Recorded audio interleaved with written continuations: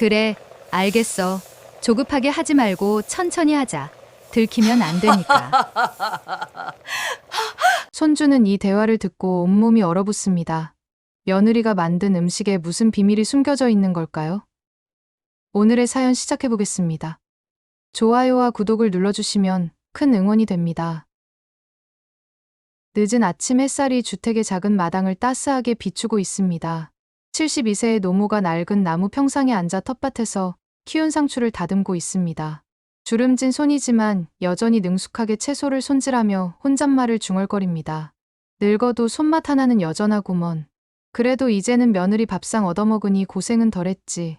노모의 목소리에는 만족감과 동시에 어딘가 모를 쓸쓸함이 배어 있습니다. 전통시장에서 반찬 가게를 운영하며 평생을 살아온 그녀였지만 이제는 은퇴를 하고 아들 집에서 여생을 보내고 있습니다. 예전처럼 새벽부터 분주하게 반찬을 만들어 팔던 그 바쁜 일상은 이제 추억이 되었습니다. 마당 너머로 아들의 목소리가 들려옵니다. 45세의 아들은 중소기업 부장으로 일하며 가정을 책임지고 있습니다. 출근 준비로 분주한 그의 모습이 창문 너머로 보입니다. 넥타이를 매고 서류 가방을 챙기며 오늘도 바쁜 하루를 시작할 준비를 하고 있습니다. 어머님, 아침 식사 준비했어요. 오늘은 특별히 영양가 있는 걸로 차려드렸어요. 40세의 며느리가 다정한 목소리로 노모를 부릅니다. 손에는 정성스럽게 차린 식탁을 가리키며 환한 미소를 짓고 있습니다. 식탁 위에는 정성껏 준비한 음식들이 가득 놓여 있습니다. 돼지고기 김치찌개, 계란 후라이, 그리고 맛있게 구운 전까지 따뜻하게 올려져 있습니다. 고맙다, 며느리야. 이렇게 정성껏 차려주다니. 내가 뭘 했다고. 노모는 감사한 마음으로 며느리를 바라봅니다. 며느리는 더욱 다정한 미소를 지으며 적극적으로 권합니다. 어머님, 나이 드시면 영양 섭취가 중요해요. 이런 음식을 드셔야 기력이 생기죠. 몸보신하시라고 특별히 준비했어요. 며느리의 말에는 진심 어린 걱정이 담겨 있는 것처럼 보입니다. 시어머니의 건강을 진정으로 염려하는 효부의 모습입니다. 노모는 며느리의 성의에 감동하며 음식을 받아 먹습니다. 15세의 손주가 할머니 옆에 앉아 아침을 먹으며 밝게 말합니다. 할머니, 엄마 음식 정말 맛있죠? 난 매일 이렇게 먹으면 좋겠어. 손주의 말에 노모는 더욱 고마운 마음이 듭니다. 며느리가 이렇게까지 자신을 챙겨주다니 정말 복받은 일이라고 생각합니다. 아들도 아내의 정성에 만족스러운 표정을 짓습니다. 어머니, 며느리가 정성껏 해준 건데 많이 드세요. 몸에 좋을 거예요. 노모는 가족들의 따뜻한 관심 속에서 행복함을 느끼며 식사를 합니다. 하지만 평소 즐겨 먹던 음식과는 조금 다른 맛이어서 약간 어색하긴 합니다. 식사 후 며느리는 노모에게 달콤한 양갱을 내어놓습니다. 어머님, 이거 프리미엄 양갱이에요. 몸에 좋은 재료로 만들어서 비싸게 샀어요. 어머님 건강 생각해서 특별히 구해왔어요. 며느리의 눈빛에는 시어머니에 대한 정성스러운 마음이 가득 담겨 있는 것처럼 보입니다. 노모는 며느리의 마음씨에 감동하며 양갱을 받아 먹습니다. 맛있고 달콤한 게 중독성이 있어서 계속 먹고 싶어집니다. 정말 고맙구나. 내가 며느리 복이 있나 보다. 그날 하루 종일 노모는 몸이 조금 무겁고 어지러운 증상을 느낍니다. 하지만 나이가 들어서 그런 것이려니 생각하며 대수롭지 않게 넘깁니다. 저녁이 되자 며느리는 또다시 정성스럽게 음식을 준비합니다. 두툼한 삼겹살 구이와 여러 반찬들, 그리고 직접 찐 송편떡까지 정말 푸짐하게 차려놓습니다. 어머님, 저녁도 영양 있게 준비했어요. 많이 드세요. 노모는 며느리의 정성에 감사하며 저녁 식사를 합니다. 며느리가 이렇게 자신을 위해 애써주는 모습을 보니 마음이 따뜻해집니다. 혹시 몸에 조금 맞지 않는 음식이 있더라도 이런 정성을 거절할 수는 없습니다. 지난 어느 점심시간, 며느리가 특별한 음식을 준비했다며 노모를 부릅니다. 식탁에는 평소보다 더욱 정성스럽게 차려진 음식들이 놓여 있습니다. 기름기가 좔좔 흐르는 갈비찜과 버터로 볶은 새우, 그리고 크림 소스가 듬뿍 들어간 파스타까지 정말 푸짐한 한상입니다. 어머님, 오늘은 정말 특별한 날이에요. 제가 요리 교실에서 배운 새로운 레시피로 만들어봤어요. 며느리의 얼굴에는 자랑스러운 미소가 번지고 있습니다. 평소보다 더욱 화사하게 화장을 하고 앞치마까지 새 것으로 갈아입은 모습이 정말 정성스러워 보입니다. 이렇게까지 해주다니. 며느리야, 너무 고생시켰구나. 노모는 감동한 표정으로 며느리의 손을 잡습니다. 하지만 식탁 위의 음식들을 보니 평소 자신이 먹던 것과는 너무 다릅니다. 기름기가 많고 무거워 보이는 음식들이 대부분입니다. 어머님, 이 갈비찜은 정말 오래 끓여서 부드럽게 만들었어요. 그리고 이 새우는 버터로 볶아서 고소한 맛이 일품이에요. 며느리는 하나하나 음식을 소개하며 노모의 앞접시에 정성스럽게 담아줍니다. 노모는 며느리의 성의를 무시할 수 없어서 한 입씩 먹어보기 시작합니다. 첫 번째 갈비찜을 입에 넣자 진한 기름맛이 입안을 가득 채웁니다.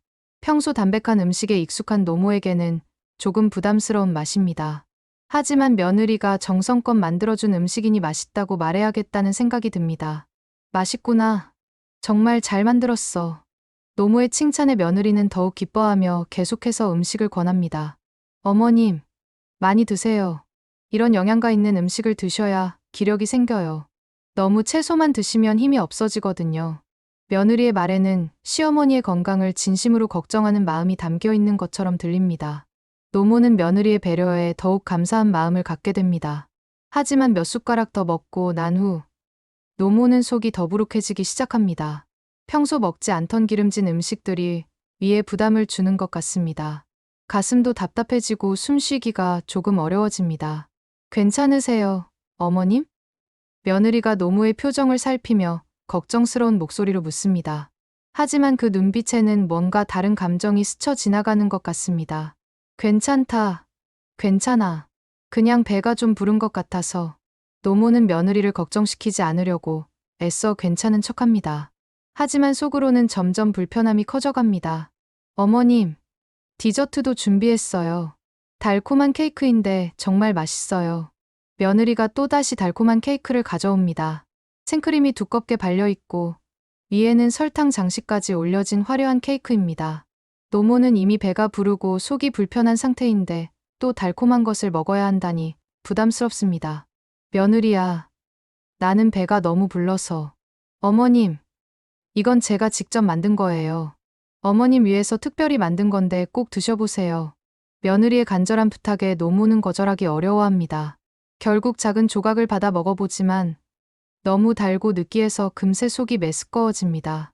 그때 아들이 점심을 먹으러 잠깐 들어옵니다. 회사에서 가까운 거리에 있어서 종종 집에 와서 식사를 하곤 합니다. 어머니, 오늘 음식이 정말 푸짐하네요. 며느리가 정성을 많이 들였구나. 아들은 만족스러운 표정으로 음식들을 바라봅니다. 아내가 어머니를 이렇게 잘 챙겨주니 마음이 놓입니다. 응. 며느리가 정말 잘해주고 있어. 노모는 아들 앞에서 며느리를 칭찬하지만 속으로는 점점 몸이 무거워지는 것을 느낍니다. 혈압이 오르는 것 같고 어지러움도 느껴집니다. 식사 후 며느리는 노모에게 특별한 차를 끓여줍니다. 어머님, 요즘 속이 안 좋아 보시셔서 이 차는 꿀이 들어간 차예요. 소화랑 피로회복에 정말 좋다고 해서 준비했어요. 차 한 모금을 마셔보니 정말 달콤합니다. 너무 달아서 목이 텁텁해지지만 며느리의 정성을 생각해서 계속 마십니다. 그날 오후, 노모는 평소보다 훨씬 피곤함을 느낍니다. 몸이 무겁고 머리도 아픕니다. 혈압이 오른 것 같은 느낌이 들어서 걱정이 됩니다. 나이가 들어서 그런가. 요즘 몸이 예전 같지 않네. 노모는 속으로 중얼거리며 소파에 누워 휴식을 취합니다.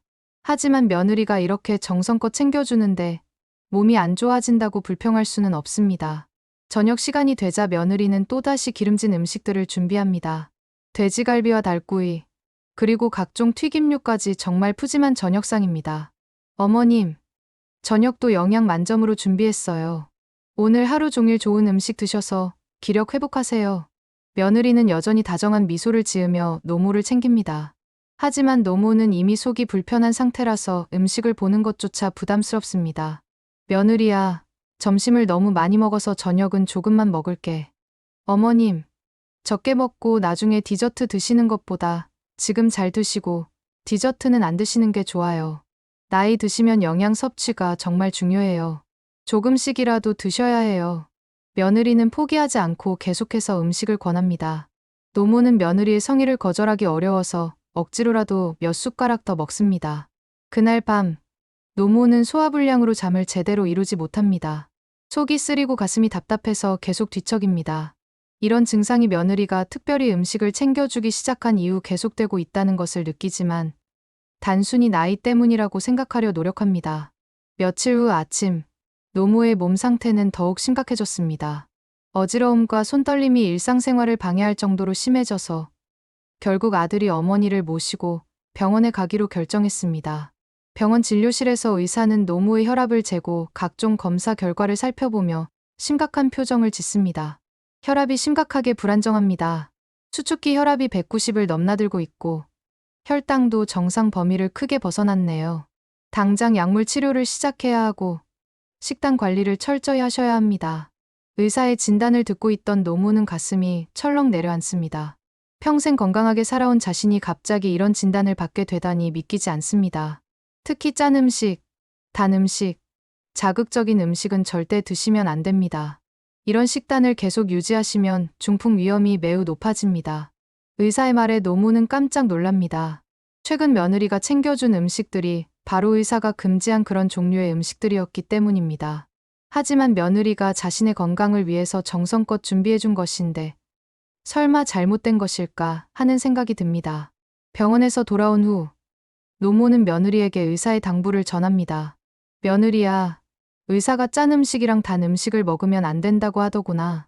앞으로는 담백한 음식 위주로 먹어야겠어. 며느리는 노모의 말을 듣고 잠깐 당황하는 기색을 보입니다. 하지만 곧 걱정스러운 표정으로 바뀝니다. 어머님, 그런데 담백한 음식만 드시면 영양이 부족해질 텐데요. 의사들은 항상 과하게 제한하라고 하잖아요.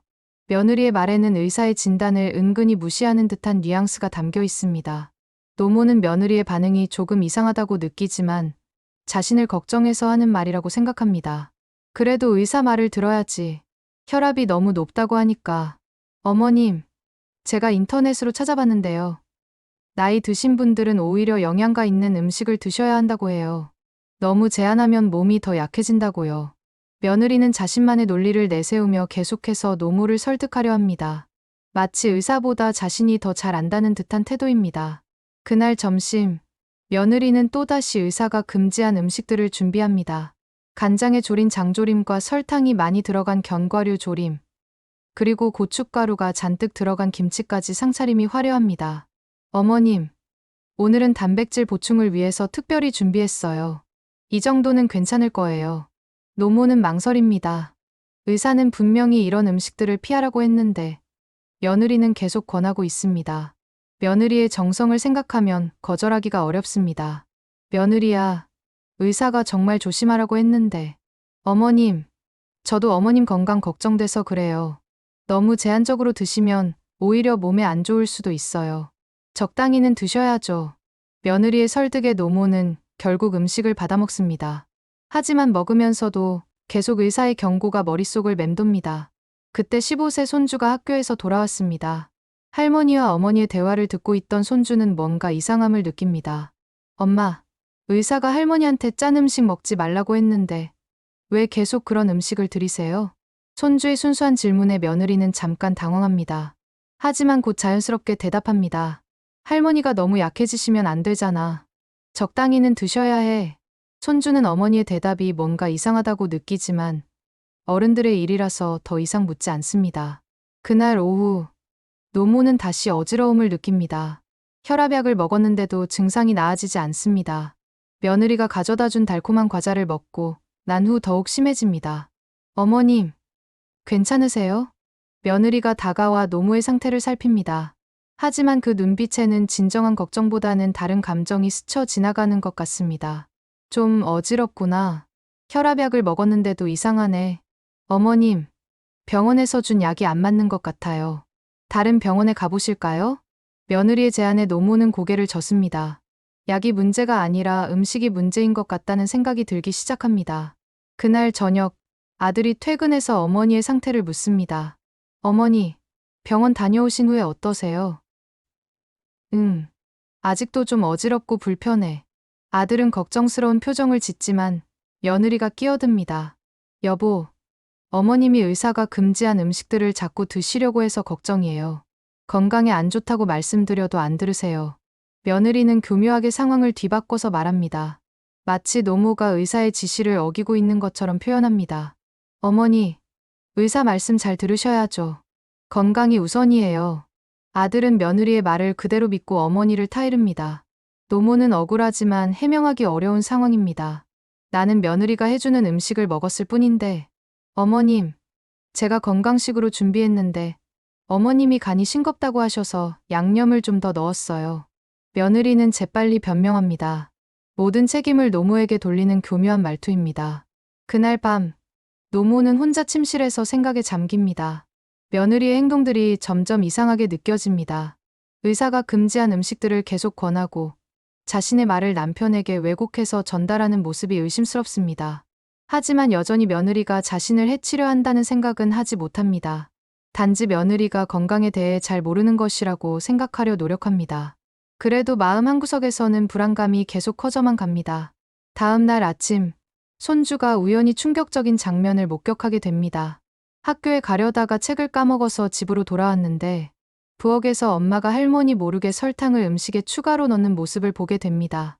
이미 단맛이 충분한 조림에 설탕을 한 숟가락 더 넣고 짠맛이 강한 젓갈에 소금을 추가로 뿌리는 모습이었습니다. 손주는 깜짝 놀라서 숨어서 지켜봅니다. 엄마가 할머니 몰래 이런 행동을 하는 이유를 이해할 수 없습니다. 의사가 분명히 짠 음식과 단 음식을 금지했다고 했는데 오히려 더 짜고 달게 만들고 있는 것입니다. 엄마는 왜 할머니가 안 보는 사이에 그런 걸 넣지? 손주는 혼란스러운 마음으로 학교에 갑니다. 하루 종일 이 일이 머릿속에서 떠나지 않습니다. 혹시 엄마가 실수로 그런 건지 아니면 다른 이유가 있는 건지 궁금해집니다.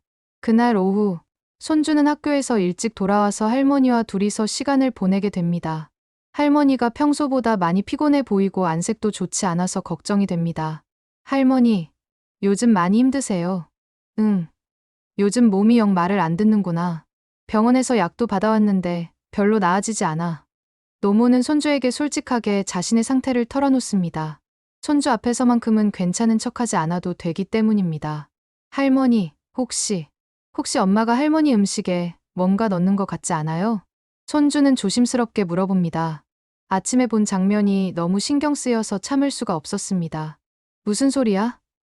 내 엄마가 왜 그런 짓을 하겠니? 노모는 손주의 말에 놀라며 반문합니다. 하지만 손주의 진지한 표정을 보니 농담이 아니라는 것을 알 수 있습니다. 오늘 아침에 봤어요. 엄마가 할머니 안 보는 사이에 음식에 설탕이랑 소금을 더 넣는 걸 봤어요.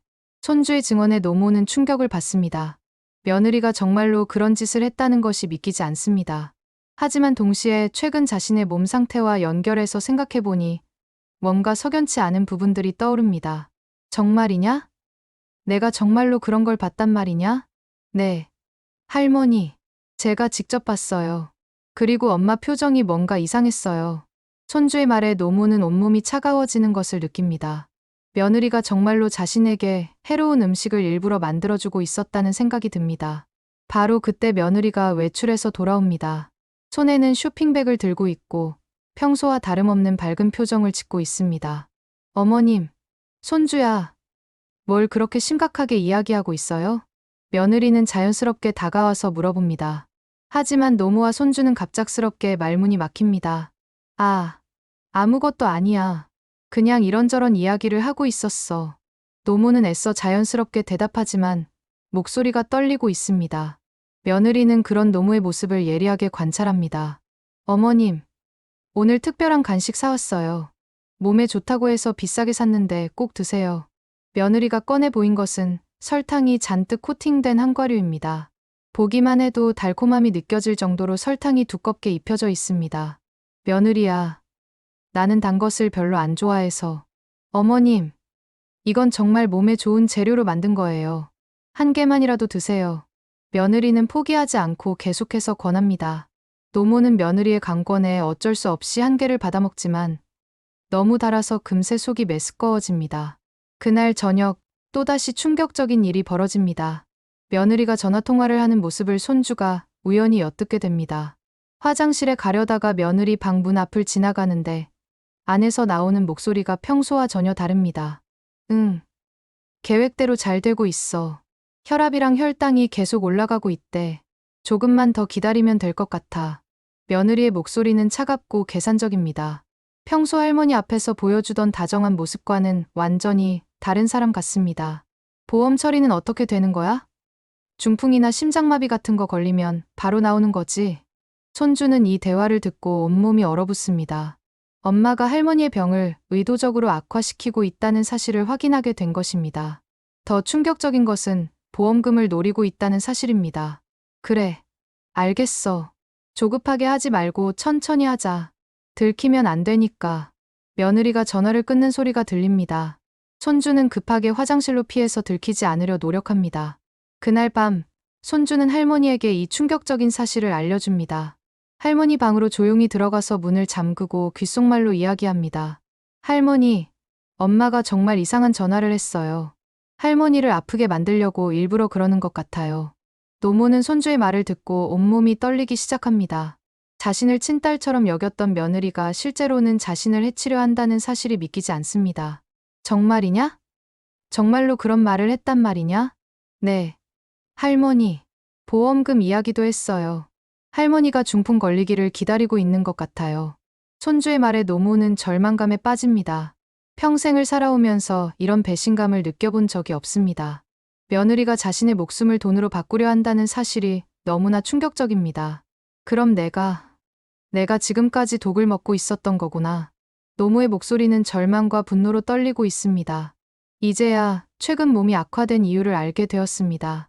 며느리가 의도적으로 자신의 체질에 맞지 않는 음식들을 먹여서 병을 악화시키고 있었던 것입니다. 할머니, 우리가 뭔가 해야 해요. 아빠한테 말해야 해요.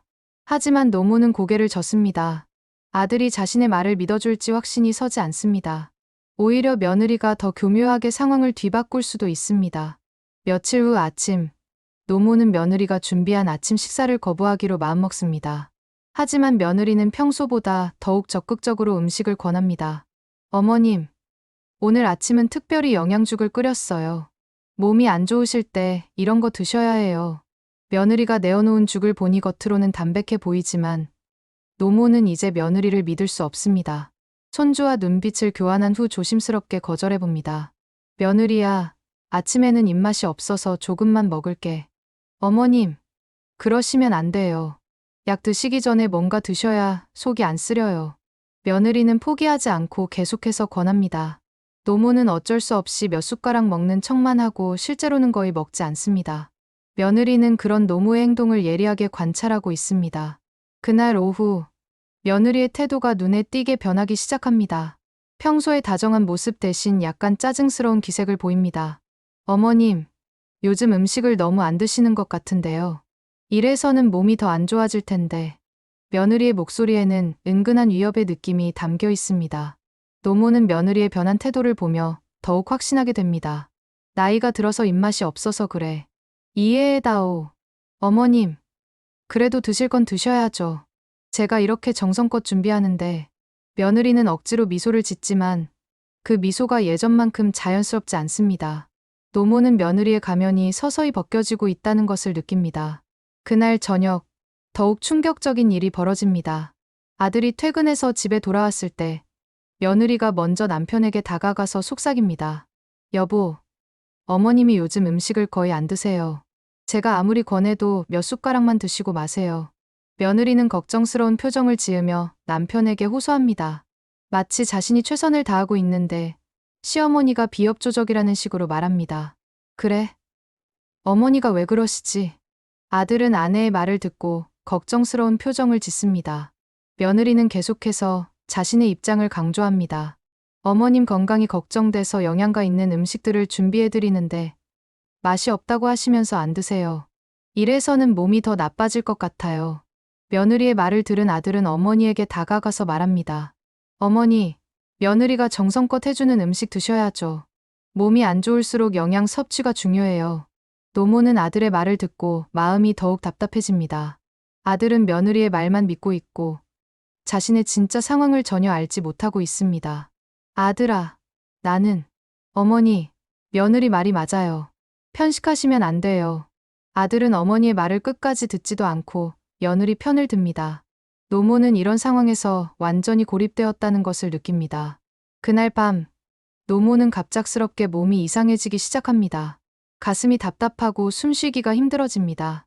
손발이 저리고 어지러움이 심해집니다. 아, 아야. 노모가 신음소리를 내자 손주가 제일 먼저 달려옵니다. 할머니, 할머니 괜찮으세요?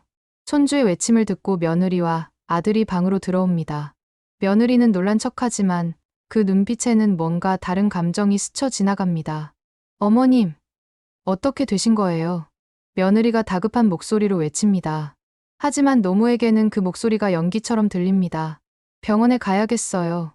빨리 119 불러요. 아들이 급하게 말하자 며느리가 전화를 겁니다. 구급차가 도착할 때까지 며느리는 계속해서 걱정스러운 표정을 연출합니다. 어머님, 괜찮으실 거예요. 걱정하지 마세요. 하지만 노모는 며느리의 손을 뿌리칩니다. 이제 며느리의 정체를 알고 있기 때문에 그 손길이 너무나 끔찍하게 느껴집니다. 병원에 도착해서 응급실에서 검사를 받는 동안 며느리는 의사에게 상황을 설명합니다. 의사 선생님, 시어머니가 요즘 음식을 잘 안 드셔서 걱정이었는데 갑자기 이렇게 되셨어요. 며느리는 마치 자신이 최선을 다해서 돌봤는데 갑작스럽게 악화된 것처럼 설명합니다. 의사는 며느리의 말을 듣고 고개를 끄덕입니다. 혈압이 매우 위험한 수준까지 올라갔네요. 중풍 전 단계로 보입니다. 즉시 입원해서 치료받으셔야겠어요. 의사의 진단을 들은 아들은 눈물을 흘립니다. 하지만 며느리는 표정 뒤로 미묘한 만족감을 감추지 못합니다. 의사 선생님, 중풍이면 얼마나 심각한 건가요? 아들이 떨리는 목소리로 묻자 의사는 심각한 표정으로 대답합니다. 지금 상태로는 언제 완전한 중풍이 올지 모릅니다. 가족분들이 각오를 하셔야 할 것 같습니다. 의사의 말을 들은 며느리는 속으로 미소를 짓습니다. 자신의 계획이 성공적으로 진행되고 있다는 것을 확인했기 때문입니다. 병실로 옮겨진 노모는 의식은 있지만 말하기가 힘든 상태입니다. 손주가 침대 옆에서 할머니의 손을 잡고 있습니다. 할머니, 괜찮아질 거예요. 꼭 나으셔야 해요. 노모는 손주의 손을 꼭 잡으며 간신히 속삭입니다. 증거를 찾아야 해. 손주만이 할머니의 말을 알아듣습니다. 이제 정말로 며느리와의 본격적인 대결이 시작될 것을 예감합니다. 며느리는 병실 밖에서 친구에게 전화를 겁니다. 응, 계획대로 되고 있어. 이제 조금만 더 기다리면 될 것 같아. 의사도 중풍 가능성이 높다고 했거든. 며느리의 목소리에는 냉혹한 만족감이 배어 있습니다. 하지만 그녀는 아직 손주가 모든 것을 알고 있다는 사실을 모르고 있습니다. 노모가 병원에 입원한 지 사흘째 되는 날, 손주는 결심을 굳힙니다. 할머니를 구하기 위해서는 며느리의 범행을 증명할 수 있는 확실한 증거가 필요합니다. 그날 오후, 며느리가 병원에서 돌아와서 집안일을 하고 있습니다. 손주는 거실에서 숙제를 하는 척하면서 엄마의 행동을 지켜봅니다. 저녁 시간이 되자 며느리는 전화를 받습니다. 보험회사에 다니는 친구에게서 온 전화인 것 같습니다. 손주는 의도적으로 엿듣기 위해 문 앞에서 숨어 있습니다. 응, 거의 다 왔어. 의사가 말하기를 언제 완전한 중풍이 와도 이상하지 않다고 하더라고. 며느리의 목소리는 흥분되어 있습니다. 은주야, 중풍으로 진단받으면 보험금이 바로 나오는 거 맞지? 얼마나 나오는지 다시 한번 확인해줘. 응. 중증질환 특약으로 5천만 원이고 만약에 사망하면 1억 원이야. 그런데 너 왜 자꾸 이런 걸 물어봐? 전화 너머로 친구의 목소리가 들립니다. 아니야. 그냥 시어머니가 아프시니까 미리 알아두려고. 며느리는 대충 둘러대며 넘어갑니다. 그동안 정말 힘들었어. 매일 그 늙은이 눈치 보면서 음식 챙겨주는 게 얼마나 스트레스였는지 몰라. 하지만 이제 곧 끝나겠지. 손주는 엄마의 말을 듣고 온몸이 떨립니다. 할머니를 진심으로 모시는 게 아니라 스트레스였다고 말하는 것입니다. 보험금 받으면 우리 이혼하고 새로 시작하자. 나도 이 집에서 살기 싫어 죽겠어. 남편은 어머니만 생각하고 나는 그냥 가정부 취급이야. 며느리의 진심이 드러나는 순간입니다. 그녀는 처음부터 이 가정을 파괴할 계획을 세우고 있었던 것입니다. 내일부터는 더 적극적으로 행동할 거야. 퇴원하면 바로 마무리 지을 계획이야. 지금까지처럼 음식에 설탕이랑 소금 더 많이 넣어서 혈압 더 올리고 이번엔 아예 확실하게 끝낼 거야. 며느리의 말에 손주는 더 이상 참을 수 없습니다. 할머니가 위험하다는 것을 확실히 알게 되었기 때문입니다. 손주는 이 통화 내용을 녹음해둡니다. 은주야, 그런데 혹시 수사 같은 거 하면 어떻게 되는 거야? 음식으로 그런 건 알아낼 수 있나? 야, 너 무슨 생각하는 거야? 설마 진짜로? 아니야. 그냥 궁금해서. 드라마에서 보니까 그런 얘기가 나오더라고. 며느리는 급하게 변명하지만 친구는 이미 의심스러워하는 눈치입니다. 야, 너 혹시 이상한 생각하는 거 아니지? 장난이지? 당연히 장난이야. 내가 미쳤다고 그런 짓을 하겠어? 며느리는 웃으며 넘어가려 하지만 목소리에는 긴장감이 섞여 있습니다. 전화를 끊은 후 며느리는 또 다른 사람에게 전화를 겁니다. 이번에는 남자 목소리입니다. 오빠, 나야. 계획대로 잘 되고 있어. 곧 끝날 것 같아. 정말. 그럼 우리 곧 만날 수 있는 거야?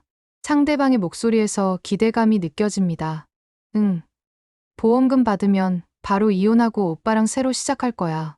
그동안 정말 고생 많았어. 손주는 이 대화를 듣고 충격을 받습니다. 엄마가 다른 남자와 바람을 피우고 있었고, 할머니의 보험금으로 새로운 삶을 시작하려는 계획을 세우고 있었던 것입니다. 그런데 오빠, 혹시 나중에 문제될까봐 걱정돼. 너무 의심받으면 어떡하지? 괜찮아. 자연스럽게 하면 돼. 원래 나이 많은 사람들은 그런 병 많이 걸리잖아.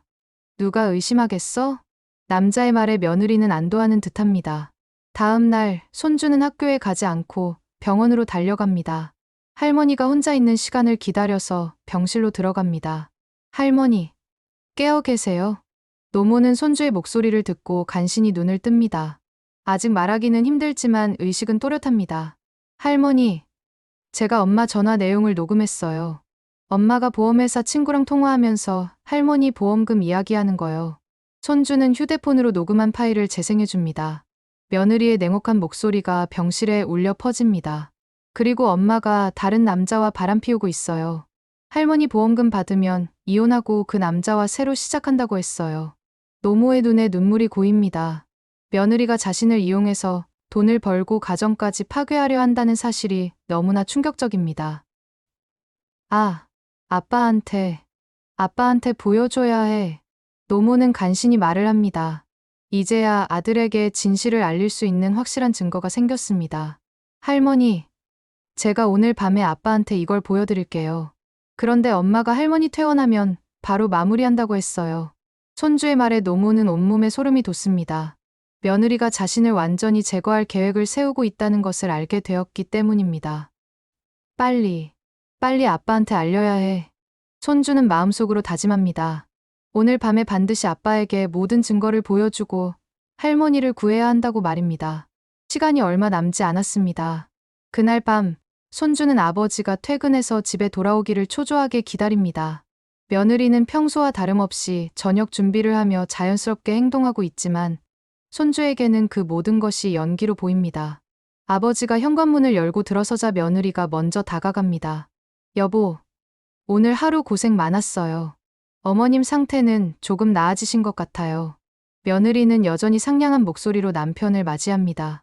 하지만 손주는 이제 그 미소 뒤에 숨겨진 진실을 알고 있습니다. 그래? 다행이네. 내일 퇴원하시면 집에서 더 잘 돌봐드려야겠어. 아버지는 아내의 말을 믿으며 안도의 표정을 짓습니다. 며느리가 어머니를 정성껏 돌보고 있다고 생각하기 때문입니다. 저녁 식사 시간 손주는 계속해서 아버지에게 말을 걸어보려 하지만 기회가 쉽게 오지 않습니다. 며느리가 계속 곁에 있어서 혼자 이야기할 시간이 없습니다. 아빠, 제가 할 이야기가 있는데. 응. 무슨 이야기? 아버지가 관심을 보이자 며느리도 귀를 기울입니다. 손주는 며느리가 있는 앞에서는 말할 수 없어서 망설입니다. 아, 나중에 혼자 있을 때 말씀드릴게요. 그래? 뭔가 중요한 이야기인가 보구나. 아버지는 별로 신경 쓰지 않는 듯하지만 며느리는 뭔가 의심스러운 눈빛을 보냅니다. 손주가 자신에게 불리한 이야기를 하려는 건 아닌지 경계하고 있습니다. 밤 10시가 넘어서야 며느리가 먼저 잠자리에 들어갑니다. 손주는 이때를 기다렸다는 듯이 아버지에게 다가갑니다. 아빠, 정말 중요한 이야기가 있어요. 엄마와 할머니에 관한 거예요. 아버지는 텔레비전을 보고 있다가 손주의 진지한 표정을 보고 관심을 갖습니다. 무슨 이야기인데? 아빠, 이거 먼저 들어보세요. 손주는 휴대폰에 저장해둔 며느리의 통화 녹음 파일을 재생합니다. 며느리가 보험회사 친구와 나눈 대화가 거실에 울려 퍼집니다. 보험금 받으면 우리 이혼하고 새로 시작하자. 아버지는 처음에는 무슨 소리인지 이해하지 못하다가 점점 표정이 굳어집니다. 자신의 아내가 어머니의 죽음을 기다리고 있다는 내용을 듣게 되자 온몸이 떨리기 시작합니다. 이게 뭔 소리야? 아버지의 목소리는 믿을 수 없다는 듯 떨리고 있습니다. 손주는 다른 녹음 파일도 재생해줍니다. 내일부터는 더 적극적으로 행동할 거야. 퇴원하면 바로 마무리 지을 계획이야. 아버지는 녹음을 들으며 점점 얼굴이 하얗게 변해갑니다. 자신이 신뢰했던 아내가 어머니를 해치려 한다는 사실이 믿기지 않습니다. 그리고 아빠, 엄마가 다른 남자와 바람 피우고 있어요. 손주는 며느리와 다른 남자의 통화 내용도 들려줍니다. 아버지는 충격으로 말을 잇지 못합니다. 정말로 내 엄마가 이런 말을 했다는 거야? 네. 아빠, 그리고 이것도 봐주세요. 손주는 며느리가 음식에 설탕과 소금을 몰래 추가로 넣는 모습을 촬영한 동영상도 보여줍니다. 아버지는 동영상을 보며 온몸이 떨립니다. 의사가 분명히 짠 음식이랑 단 음식 먹으면 안 된다고 했는데 엄마가 일부러 더 넣고 있었어요. 아버지는 더 이상 말을 할 수 없을 정도로 충격을 받습니다. 지금까지 아내가 어머니를 정성껏 돌보고 있다고 믿었는데 실제로는 어머니를 죽이려 하고 있었던 것입니다. 아빠, 엄마가 할머니 퇴원하면 바로 마무리한다고 했어요. 할머니가 위험해요. 손주의 말에 아버지는 정신을 차립니다. 지금은 충격에 빠져 있을 때가 아니라 어머니를 구해야 할 때입니다. 지금 당장 경찰에 신고해야겠다. 아버지가 급하게 일어서려 하자 바로 그때 며느리가 잠옷을 입고 거실로 나옵니다. 여보, 아직 안 주무세요? 무슨 일이에요? 며느리는 평소와 다름없는 다정한 목소리로 묻지만 아버지와 손주의 표정을 보고 뭔가 이상함을 감지합니다. 아무것도 아니야. 아버지는 아내를 보며 말을 더듬습니다. 이제 아내의 얼굴을 제대로 볼 수 없습니다. 그 다정한 미소 뒤에 어머니를 해치려는 아기가 숨어 있다는 것을 알게 되었기 때문입니다. 그런데 왜 이렇게 심각한 표정을 하고 계세요? 혹시 어머님께 무슨 일이라도? 며느리는 계속해서 연기를 합니다. 하지만 손주가 휴대폰을 꽉 쥐고 있는 모습을 보고 불안해하기 시작합니다. 여보, 혹시 무슨 이상한 이야기 들으신 거 아니에요? 며느리의 목소리에 긴장감이 스며들기 시작합니다. 평소의 다정함은 온데간데 없고 뭔가 급해하는 기색이 역력합니다. 아버지는 아내를 똑바로 바라보며 떨리는 목소리로 묻습니다. 당신이 정말로 어머니를... 여보, 무슨 말씀을 하시는 거예요? 며느리는 당황한 표정을 지으며 반문하지만 그 눈빛에는 들킨 것에 대한 두려움이 스쳐 지나갑니다. 나는 모든 걸 들었어. 당신이 어머니에게 한 짓들, 보험금 이야기, 그리고 아버지의 말이 끝나기 전에 며느리의 표정이 급변합니다. 이제 더 이상 연기를 할 필요가 없다는 듯이 차가운 표정으로 바뀝니다. 그래서 어쩔 건데? 며느리의 목소리는 이제 완전히 달라졌습니다. 평소의 다정함은 완전히 사라지고 냉혹하고 계산적인 본 모습이 드러났습니다. 당신이 뭘 안다고 생각해? 증거나 있어? 며느리는 오히려 당당하게 되묻습니다. 하지만 손주가 휴대폰을 들어 보이자 얼굴이 하얗게 변합니다. 모든 게 다 녹음되어 있어요. 엄마가 할머니 해치는 이야기, 보험금 이야기, 바람 피우는 이야기까지 다요. 손주의 말에 며느리는 완전히 당황합니다. 자신의 모든 계획이 무너져 내리는 것을 느낍니다. 며느리는 이제 더 이상 숨길 것이 없다는 듯 완전히 본색을 드러냅니다. 평소의 다정한 모습은 온데간데 없고 차가우면서도 비열한 진짜 모습이 나타났습니다.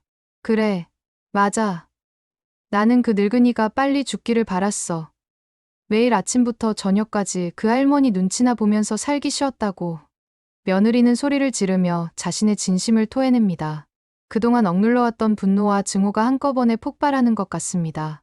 당신들이 뭘 알아? 나는 이 집에서 그냥 가정부였어. 시어머니 모시고, 남편 뒷바라지하고, 애 키우고, 내 인생은 없었다고. 아버지는 아내의 모습을 보며 온몸이 떨립니다. 지금까지 함께 살아온 사람이 이런 사람이었다는 사실이 믿기지 않습니다. 그래서 어머니를 죽이려 했다는 거야? 죽이려 한 게 아니야. 그냥 자연스럽게 아프게 만든 거지. 어차피 나이 많은 사람은 그런 병 걸리게 되어 있어. 며느리는 자신의 행동을 정당화하려 합니다. 하지만 그 말을 듣고 있는 아버지와 손주에게는 너무나 끔찍하게 들립니다. 그리고 나는 이미 진짜 사랑하는 사람이 있어. 보험금 받으면 그 사람과 새로 시작할 거야. 며느리의 고백에 아버지는 더 이상 참을 수 없습니다. 급하게 휴대폰을 꺼내 112에 신고합니다. 여보세요. 경찰서죠. 신고할 일이 있습니다. 제 아내가 어머니를 독살하려 했습니다. 아버지의 신고 전화를 듣고 며느리는 당황하기 시작합니다. 이제 정말로 모든 것이 끝났다는 것을 깨닫습니다. 당신이 정말로 나를 신고하는 거야? 당연하죠. 당신은 우리 어머니를 죽이려 했어요. 아버지의 목소리는 분노로 떨리고 있습니다. 며느리는 마지막으로 변명을 시도해봅니다. 증거가 뭐가 있다고. 그냥 음식에 조미료 좀 더 넣은 것뿐이야. 하지만 손주가 휴대폰을 들어보이며 말합니다. 엄마가 직접 말한 거 다 녹음되어 있어요. 할머니를 아프게 만들려고 일부러 그랬다고 했잖아요. 며느리는 이제 완전히 절망합니다. 자신의 말이 모두 증거로 남아있다는 것을 깨닫기 때문입니다. 30분 후, 경찰이 도착합니다. 아버지는 경찰에게 모든 상황을 설명하고 손주가 녹음한 파일들과 동영상을 증거로 제출합니다. 이 녹음 파일에서 피해자가 직접 시어머니를 해치려 했다고 자백하고 있습니다. 경찰이 녹음 파일을 확인한 후 며느리를 체포합니다. 며느리는 수갑을 차면서도 끝까지 발악합니다. 나는 잘못한 게 없어. 그냥 조미료 좀 더 넣은 것뿐이라고. 살인 시도라니 말도 안 돼. 하지만 경찰은 며느리의 변명을 듣지 않습니다. 녹음된 증거들이 너무나 명확하기 때문입니다. 피해자는 살인 미수 혐의로 긴급 체포됩니다. 경찰의 선언과 함께 며느리는 수갑을 차고 끌려갑니다. 마지막까지 억울하다며 소리를 지르지만 아무도 그 말을 믿어주지 않습니다. 다음 날 아침, 아버지와 손주는 급하게 병원으로 달려갑니다. 노모에게 어제 벌어진 일을 알려주기 위해서입니다. 할머니, 깨어 계세요. 손주의 목소리를 듣고 노모는 천천히 눈을 뜹니다. 아직 몸은 약하지만 의식은 또렷합니다. 할머니, 엄마가 체포됐어요. 경찰이 가져갔어요. 손주의 말을 듣고 노모는 안도의 표정을 짓습니다. 드디어 며느리의 악행이 밝혀졌다는 것을 알게 되었기 때문입니다. 아버지는 어머니 앞에 무릎을 꿇고 눈물을 흘립니다. 어머니, 죄송합니다.